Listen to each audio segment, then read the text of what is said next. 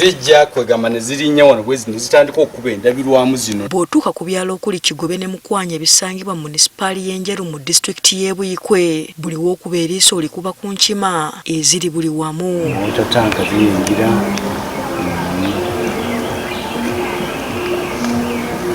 Zino zibuukira ku mabaati ate endala okwetalira mu nzija z'abantu. Ezimu zirabiddwako nga ziri ku birime era kasooli, amatooke, ffene n'ebibala ebirala abatuuze tebasigazza wadde. Olaba ebigundi ebyo byonna ziridde buli kiramu.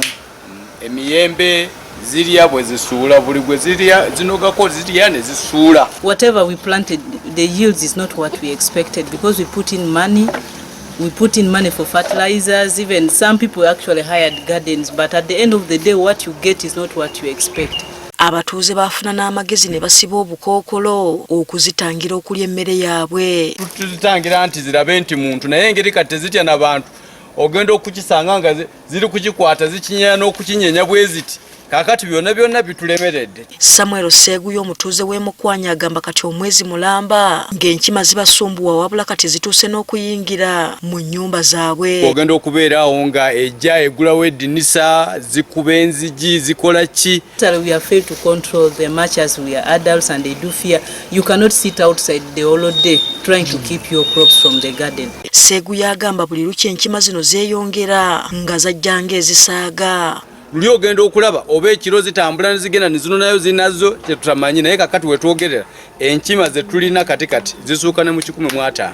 Abatuuze bagamba bwe kituuka ku baana baabwe gujja bagira anti enkima zino zibatigomya okuli n'okubagoba. Even chasing young children, the big ones chase children around, kids of 3 years, 2 years.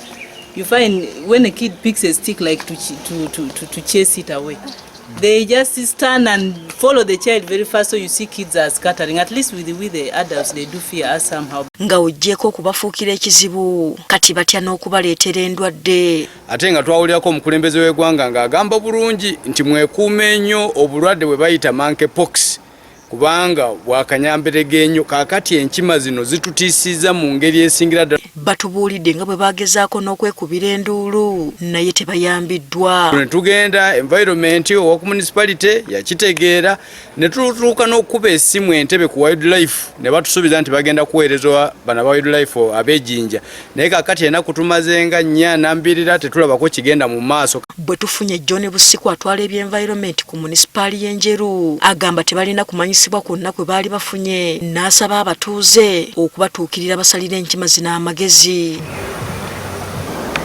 Dr. Philip Serunjogi nga yatwala ebyobulamu ku munisipaali y'Enjeru agamba bo kye bakoze kwe kulaba nga basomesa abatuuze ku ngeri y'okwewalamu ekirwadde ky'akawaali w'enkima ekikudde ejjembe mu ggwanga. Ffe ng'abo ebyobulamu tukontinuyinza okubeera nga tusomesa abantu baffe okulaba nti obulwadde buno babutegeera bulungi nnyo n'okulaba engeri gye bwewalwamu then n'okulaba nti aho wenabona ababa bufunye abantu baffe tubatadde on alert tusobole okubeera nga bafunanga obujjanjabi then nga bwe tulinda bakama baffe ku ministry biki ebirala ebinaddako ba vaccination. Kati ekirindiriddwa kwe kulaba nga bavunaanyizibwa ku nkima zino bataasa abatuuze nga tebannalumbibwa ndwadde kubanga zisiiba nabo kati mu nnyumba zaabwe.